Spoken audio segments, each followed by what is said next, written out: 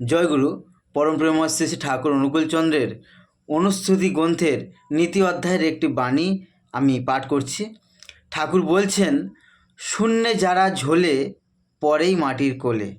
দেখো কত সুন্দর একটা তাৎপর্যপূর্ণ ঠাকুর উদ্ধৃতি দিয়েছেন আমাদের জীবনে, যে আমরা প্রত্যেকেই, আমরা যদি কোথাও যারা শূন্যে ঝুলছে সে অবশ্যই মাটিতে পড়বেই।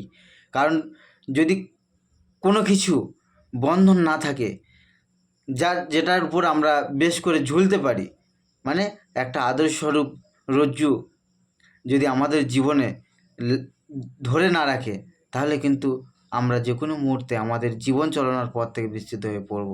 সেই কথাটাই যেন ঠাকুর ইঙ্গিত করছেন যে প্রতিটি মানুষের জীবনে একজন আদর্শ লাগে, আদর্শ জীবনে দরকার। আদর্শ অর্থাৎ যিনি গুরু, তিনি পথ দেখিয়ে দেন। সেই জন্য আমরা চেষ্টা করব ঠাকুরের কথাগুলি আমাদের জীবনে বাস্তবায়িত করার এবং ঠাকুরের এই অর্থগুলি আমাদের জীবনের আদর্শ করে নিয়ে জীবনটাকে এগিয়ে নিয়ে যাওয়ার। জয়গুরু, সবাই খুব ভালো থাকুন, সবাইকে ভালো রাখুন। দেখা হচ্ছে পরে কোনো ভিডিওতে।